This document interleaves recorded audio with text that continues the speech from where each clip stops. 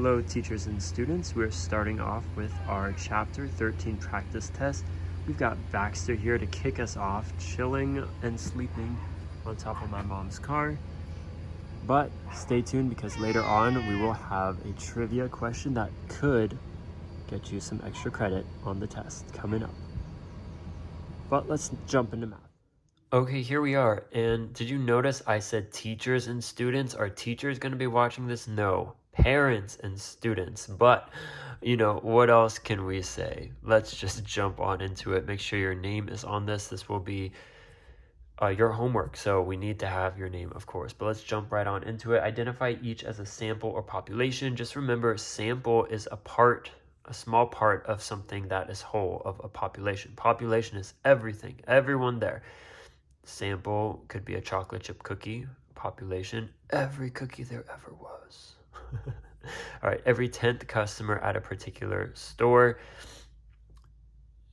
it would be a sample because we're not talking to everybody at the store. We're just talking to every 10th one. So a small sample of the whole of their customer base in the store at that moment, because there could be like 200 people at a grocery store at any given time, So let's write that as a sample. And then the next one from there says the governors of the 50 states. All the governors of all of our states. That's all of them. It's not saying just the West Coast governors of the 50 states. It's saying the governors, all of them, the. So that's a population. All right. Identify the type of sample. Randomly choose one of the first $20 off a production line, then select every 20th one after that. The TH there is a really good giveaway to what it's going to be. And this is one, if you're a little rusty on this, go back to that first lesson we learned and the notes we have, and it describes it, as well as we had a lot of good practice problems through that. But this will be systematic. That is for every nth is what we talked about. The n being, 20th, the 20th. So systematic. And then the next one, it says a teacher puts all the names of her students into a hat and draws the name of the teacher's aide for the week. If we're putting them in a hat and drawing it randomly, then that would be simple. So simple random. All right, continuing on from there, valid or invalid, a list of all the customers of a business stratified by age, and 20 from each age level are randomly picked to answer a survey.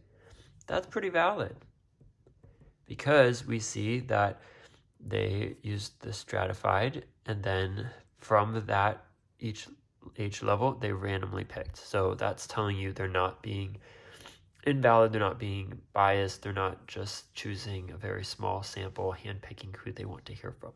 Next one says a random generator picks 100 voters in a small city to predict the winner of the state's senatorial election. So random generator tells us okay, that's good. That's something good. We choose 100 voters in a small city. Okay, sounds good. But what are we predicting? The winner of the state. The entire state. We're taking that off of 100 people in a small city. Does that sound like it is correct? And I mean, even if you want to think about it even deeper than that, is that typically small cities would be more conservative. So you think of like Northern California, pockets of Southern, the middle parts of California, Central. Some of those small towns are going to be very conservative. So even if you choose between 100 of them, they're probably going to go towards the more conservative type of candidate for the senatorial election. But in California, where are all the people? Most of them are in the Bay Area and along the west coast, and those people tend to not be super conservative. So just from that example right there, you would see that, okay, like if I talk to 100 people way up north in a small, cute little city, they're probably going to choose someone from the senatorial who is more Republican or conservative, but that is not a good makeup of the state, especially when you see that California is a blue state, apparently, if you trust all the election stuff happening.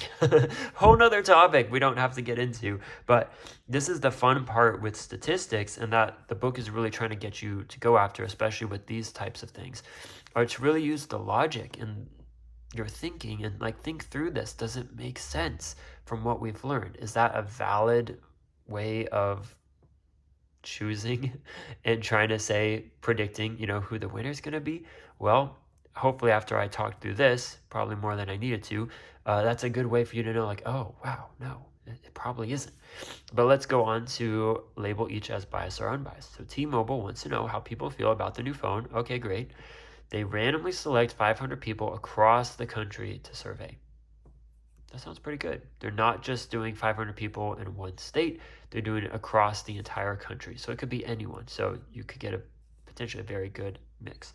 So we would say that that is unbiased. But let's check out the next one. A student asks only their close friends what their favorite subject is, then says, math is the most popular subject in school, yeah. But what do we see from here? Only their close friends. Ask only their close friends what their favorite subject is. So if they only ask their close friends, how can they say it's the most popular subject in the school? For the entire school, they're trying to say their few close friends. No. That is very biased. All right, so that's that first section. Let's finish off that and then get into these next few. So 10 out of 50 employees at a business would pay extra for dental insurance. If the company has 350 employees, how many would pay extra for dental insurance? Well, we do 10 over 50 because it says 10 out of 50 equals, we're setting up a proportion here. So this is stuff we have learned and we have gone through in the past. So that should be encouraging. And then we want to know how many would pay extra. So X goes at the top. And how many people are there? There are 350. So from there, we just cross multiply 10 times 350 equals 50x. Or we can reduce everything, reduce the fractions as long as it's on the same side. I had made an error in class today where I tried doing the cross thing, but that's only when we're multiplying. This is equal, so I am allowed to divide both sides by 10. So that would be 1 over 5 equals x over 350. And I do this because it makes it much easier for me to do by hand. So 350 times 1 equals 350 equals 5 times x, 5x. We divide 5 from both sides. 5 into 350, 7, 35, 0, 0, and 0. So we would say that 70 employees. So 70 employees would pay extra for this dental insurance. All right, first page done. Hooray, great job. Let's get on to the next. Okay, second page, we've got some more of these problems. So 8 out of 40, so just automatically go ahead and put that in a fraction, equals, and you can draw a line because we know there's going to be something. We see 300 students, so just put that at the bottom. How many would say science is their favorite? So that is our x. We don't know how many. We could just automatically cross multiply 8 times 300 equals 40x, or we can make this smaller. So 8 can go into 40. How many times? 8 times 5 is 40. So now I can do 1 times 300. 300 equals 5 times x. So 5x. Divide both sides by 5. 5 into 300, you could probably see this coming, is 60. Yay, 60. So how many students? We would say 60 students. All right. Okay, next one, 12 out of 60 customers. Wow, let's go ahead and put that automatically how we know we're going to have it. We know that X is going to be up there. Extra for gift wrapping, store has 250 customers, so that's how many we have. We don't know though, and we're going to try to find how many would pay extra for this gift wrapping. So this again, we can make smaller. So I know 5 times 12 is 60. So that would be a 1, and this would be a 5. I think these are too easy, so rest assured, I will find some harder problems for you guys, but this is good to practice so that we can get into just being comfortable with these. So 1 times 250 is 250. 5 times x, 5x. Divide by 5, divide by 5. I think they've all been divided by 5, right? Yes, that's definitely way too easy. You guys can do much harder than that. All right, 5 into 250. 5, 0, so 50. I think the curriculum just wanted to give you some nice ones. Let's see, 50, what are they? Customers. Great, 50 customers. Okay, continuing on. This is the next part of what we were learning within the chapter, and we are dealing with data now. So create a dot plot for the data in the chart. So first thing you want to do, create a number line. Then we want to see how many different numbers, what's the smallest and what's the biggest it goes to. So 3 appears to be the smallest. 4, 5, 6, 7, 8, 9, 10, 11. Is there anything bigger than 11? No. So let's go ahead and number it 3 through 11. So 3, 4, 5, 6, 7, 8, 9, 10, and 11. And then we can just go through here and put the dots above. So we have a 7, so we draw a dot. And please make sure you actually draw a nice circle so that I can see it. 3 is next. I see a 3 right there, so let's get both of those. So I can cross off that one and that one. We have 11. We have a 6. All right. And we have a 9, 5, 8. So all we're doing is taking the number and putting it above the mark we gave it on the number line, because this is telling us how many of each of those numbers. So we already have 3 7s. We have 2 8s, 1 4. I guess that's our only 4. Another 10, 3, and 6 is the last one. All right, other thing we should be figuring out right now, especially as we're getting into this, and this is what you should do for all of them, because it's going to be helpful when we get to, where is it, the median down here, is what is the sample size? This is nice because it's very organized in this chart right here. We have 1, 2, 3, 4. 4 times 1, 2, 3, 4, 16. What does that mean? There should be 16 dots. So this is a good way to check your work. 1, 2, 3, 4, 5, 6, 7, 8, 9, 10, 11, 12, 13, 14, 15, 16. All right, that means yes, I got all the dots there. Great. So you're checking your work, but you're also helping yourself out as we go. All right, now it's asking so this is points in itself. That's one problem. You need to get the drawing of the dot plot correct. All right, 13. What are the mode and mean of the data? If necessary, round to the nearest tenth. All right, mode is the most often ones that come up. So I see 3 for 7 and 3 for 3. So we can have 2 modes. We can, C-A-N. So 3 and 7 would be our modes. And then mean, we need to go ahead and add them all up and divide by our sample size, 16. So that's where then I'm going to write it out, but we will be able to use calculators because as we keep going, you will get bigger numbers. But I'm going to write it out just so that you can see what we're doing. So we're doing 3 times how many? 1, 2, 3. Plus 4 times 1, we can just leave that as 4. 5 times 1 is 5. Plus 6 times 2, so 6 times 2. Plus 7 times 1, 2, 3. Plus 8 times 1, 2. Plus 9, and there's just 1, so we just do 9. Plus 10 times 2 plus 11. Ooh, off the page. Then I need to add all this up and divide by 16. Easy peasy, right? So you can use your calculator. The other thing, if you were really lost and you didn't want to do all this, is just do 7 plus 3 plus 11 plus 6 plus 9 plus 3 plus 5 blah, blah, blah, blah, blah.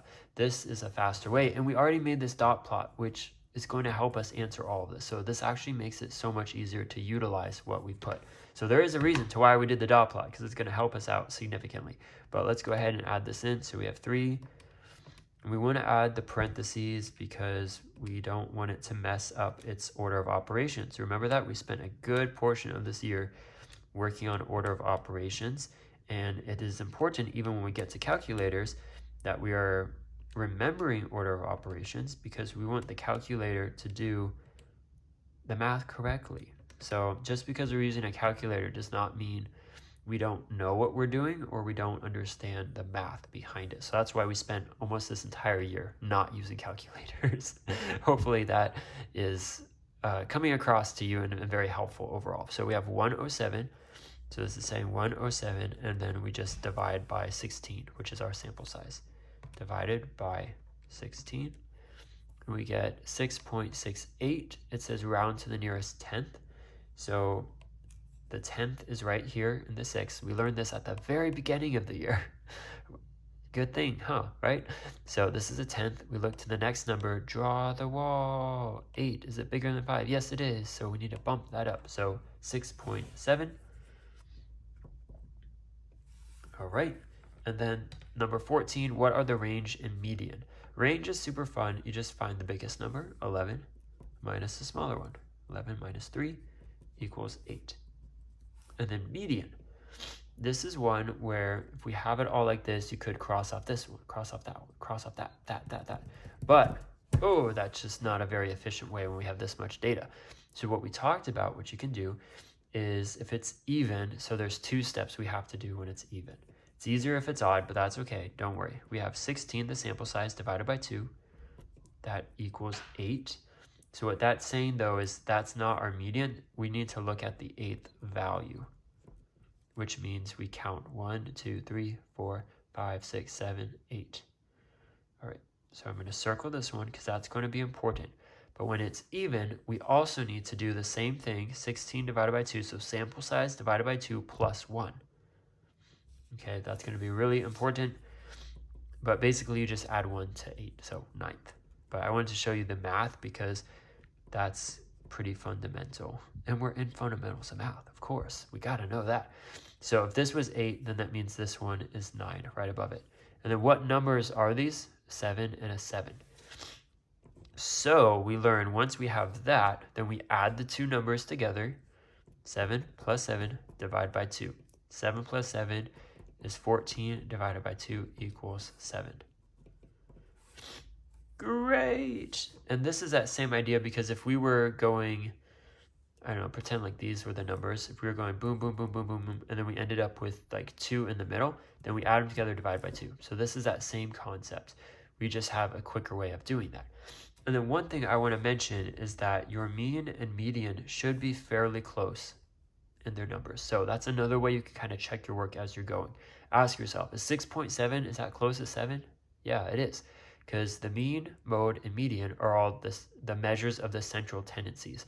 What is in the central part, in the middle part of the data. So they should line up and be pretty similar. And so that's always a good trick. And I use that myself as I was going through this. I'm like, how are the mean and median? Are they looking good? If so, then it means you're probably on the right track. So that's page 2. Let's get to page 3. Okay, page 3. You see this and you're like, oh, what does this mean? Well, just to recap, stem and leaf, this means this is 31, then 33, 36, 37, 38, 40, 42, 43, 43, 46, 47.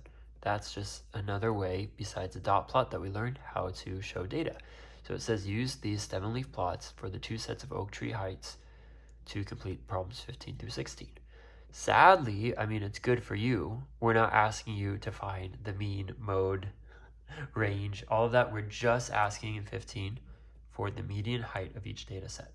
So first thing we need to do with median, if we're going to learn, well, if we're going to go through what we learned in this way to do it, is we don't need to cross off and make a mess. We just need to count how many trees are there. That's our first start. So we have 1, 2, 3, 4, 5, 6, 7, 8, 9, 10, 11, 12, 13, 14, 15, 16, 17, 18, 19, 20, 21.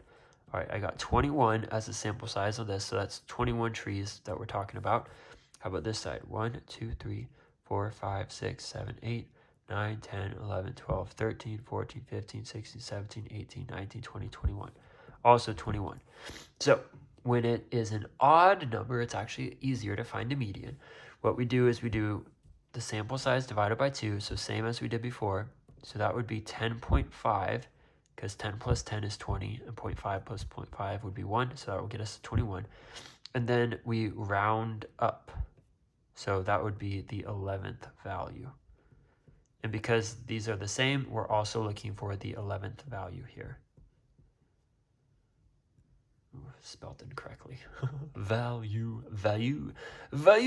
All right, so the 11th value means we just need to count 1, 2, 3, 4, 5, 6, 7, 8, 9, 10, 11. So that would be 47. And then we'll put that Spartanburg. 47 feet, because it's asking what's the median height. So we want to add our label there. And the 11th value here, 1, 2, 3, 4, 5, 6, 7, 8, 9, 10, 11, 57 feet. All right. Now 16, this is where you also need to use your mind. Yes, yes, yes, you guys have wonderful minds that God gave you. It says, make an inference comparing the median heights in the two locations. So I see 57, that's for Taylor's, and 47. So some things that I'm thinking of are that, you know, the trees in Taylor's are bigger than the trees in the Spartanburg. And you can see that if you are looking through the data as you're going, because the median is showing you in the middle, which will be a central tendency. And so that's telling us that, okay, for the most part, we have a good amount of trees around this area and a good amount of trees around this area for Spartanburg. So an inference you could say would be the trees in Taylor's tend to be taller than in Spartanburg. And the nice thing with saying they tend to be taller is it's not saying it's an absolute, but just what are we inferring from this? If you knew nothing about these places, but you just saw this, that's what you would say. You'd say, oh, if the median height of trees in Taylor's is 57 compared to 47, I would say the trees in Taylor's probably have taller trees. They tend to have taller trees there. But they do have in Spartanburg some that get to 71 feet, 79 feet. Like, that's huge. But then look at these. Ooh, they got many more in the 70s, many more in the 60s. So this type of question is just asking you, like, we're not just asking plug in numbers, but put it all together. And now that we know the numbers we needed, what does it mean? What can we pull from that? All right. Next, this is where you will be using calculators because there's a lot of stuff here. But first thing I would do, so find the mean, median, mode, and range for each set of numbers. Round your answer to the nearest 10. Get a drink of water. Yes, hopefully you're staying well hydrated and drinking lots as well. So round to the nearest 10th. That is going to be important as we keep going for all of these. So first thing is I'm going to put these in number order. So I have a 5. That looks to be the smallest. I'm going to cross it off to know I took it. Got another 5 here. Cross that off. Another 5 here. All right, as we're going, looks like 16 is probably the next biggest number. So 16. There's another 16 here. All right, from there, looks like 28. We're jumping in with 28 as the next. Going in order. And I saw 29, so we can add 29.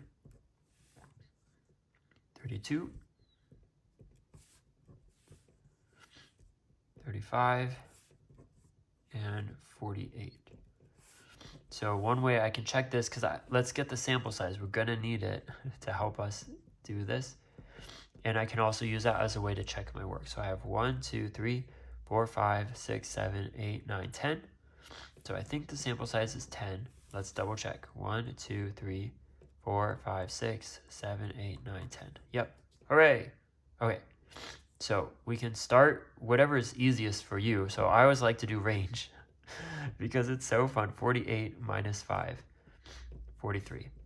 Yeah. All right, mode. That's also a very fun one. 1, 2, 3. 3 5s. There's 2 16s. 3. So 5 is the mode. That is the most common one that keeps showing up. And then let's do median next because that is a little less work. No, I'm not lazy. Don't worry. All right, sample size, it's 10. That's an even number. What does that mean? To find the median, we take the sample size divided by 2. That equals 10 divided by 2, 5. But that's not our answer. That's the 5th value is what we're looking for. And since they're in number order, let's count 1, 2, 3, 4, 5. So this is an important number. And then we do sample size divided by 2 plus 1. So we also need to look at the 6th value, which is right next to it. We know that's the 5th one, that's the 6th one. what we do from there is we add them together. So 16 plus 28, and we divide by 2. And this is something, if you have your calculator, then you would just add 16 plus 28 equals 44 divided by 2 is 22.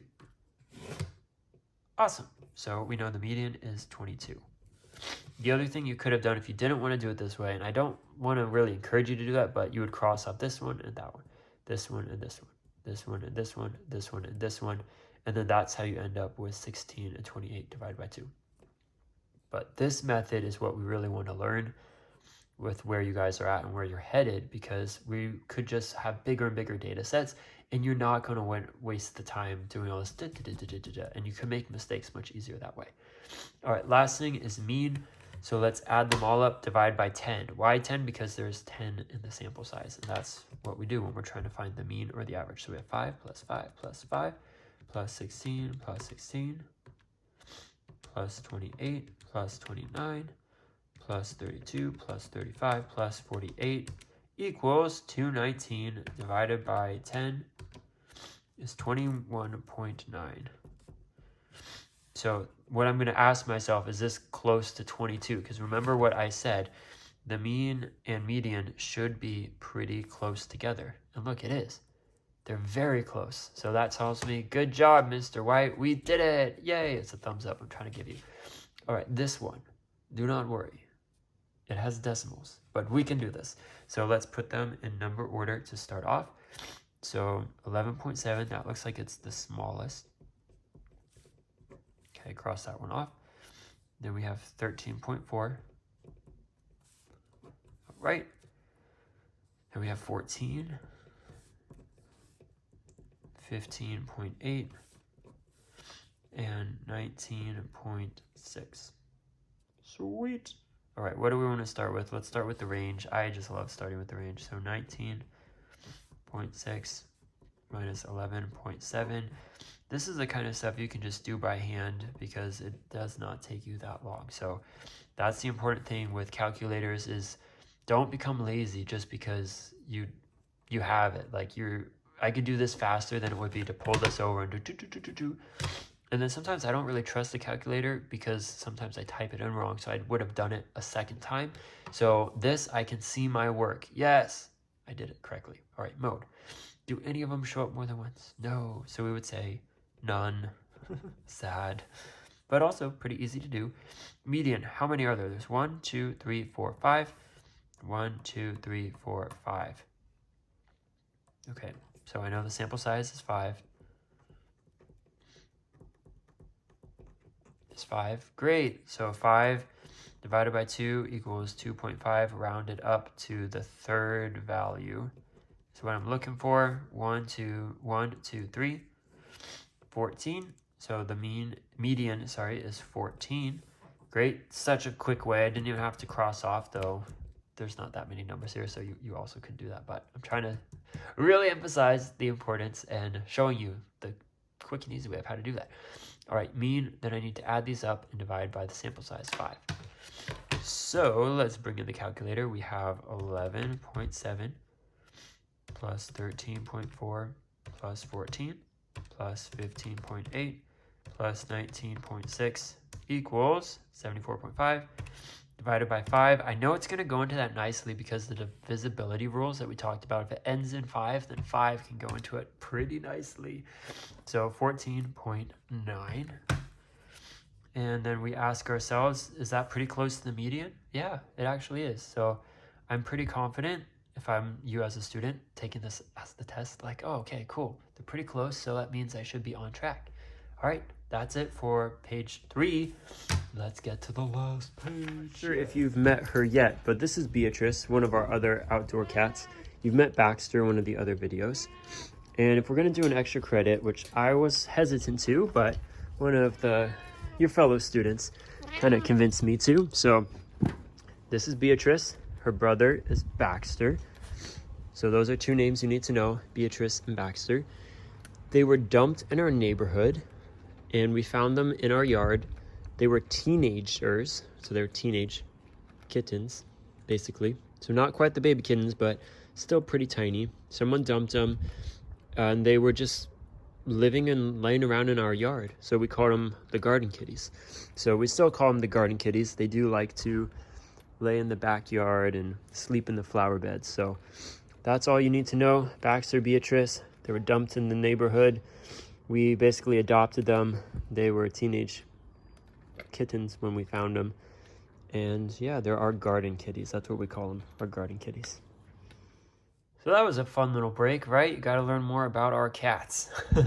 But jumping into this last page, so it gives us all these temperatures of different places. Not that exciting as far as the names, but here's what we need. Yes. So first thing I would always do is let's put them in order from smallest to biggest. So I see a 45. Oh, look, another 45. So I believe 45 is the smallest, so it's right, 45, cross it off. 45 again, cross it off. 48, that looks like that's our next one, right? We're probably into the 50s. No, I see a 54, no other 50s. Let's look at 60 now. I do have a 60. All right, 64, 65, the last one there, 70. So let's count them and see. 1, 2, 3, 4, 5, 6, 7, 8. All right, sample size, we'll do SS for sample size, is 8. Let's count these. 1, 2, 3, 4, 5, 6, 7, 8. All right, that should be great. What do we want to start with? Let's start with range, of course. I love the range so much. And the range, that's the measure of variation. So that's telling us how, like, what does it range, I guess, what does it range between? Which maybe is just kind of saying the same exact thing, but the measure of variation, the variation within this is 25. So we'll see everything from 45 to 70, 25. Right, mode, what shows up the most? 45. Okay, yay. I love starting with those. Those are like the easiest ones you could do. All right, median, so I know there's 8. So what do? We do sample size divided by 2. That was equal to the 4th value. And then we also need 8 divided by 2 plus 1, which would be the 5th value. Those are the 2 places we need to be looking. So let's count 1, 2, 3, 4. 54 is going to be important, as well as 60. What do we do once we get that? We do 54 plus 60 divided by 2. Go ahead and place this here. We have 54 plus 60 equals divided by 2 is 57. Awesome. Let's add that in for the median. And then the mean, let's add them all up and divide by our sample size 8.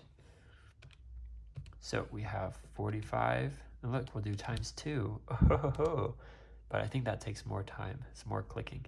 48 plus 54 plus 60 plus 64 plus 65. Ooh, see, I made a mistake. Too fast. 60 plus 64 plus 65 plus 70. That's the thing with calculators, is you have to be careful. So we add them all up, and then let's divide that by 8. 56.37, and we're going to round to the nearest 10th because that's what we've been doing this entire test. So 3 is the 10th. We look at the number next to it, 7, that's bigger than 5, so we're going to round up. 56.4, and then let's compare the mean and the median. Are they pretty similar? Yeah, they are. Great. We're done with that one. All right, this next one, you guys, how fun. It's a lot of work. I'll just tell you that much to get started. But these are actually going to help us, as then at the end, we are going to need to answer questions about this data. So create a dot plot and bar graph. So we're going to create both. Dot plot we'll start with first. That's going to help us create the bar graph for the number of points John scored for the 7th grade basketball team. So the number of points throughout his whole season. So like in one game, he scored 5 points. In another game, he scored 7. In another game, he scored 9. Looks like 12 was his all-high. Good for you, John. So let's create the number line. Yes. I see 5 to 12. That looks like our range. So we'll just go up from there. So 5, 6, 7, 8, 9, 10, 11, 12. Great. And as before, let's make sure we have good dots. So we have a 5, 7, 9, 5 again, 10, 2 8s, so we'll go 8, 8, choop, choop, another 7, another 10, a 6, 9, 10, 8, 2 7s, so 1, 2, choom, choom, another 8, a 12, a 9, and one more 8.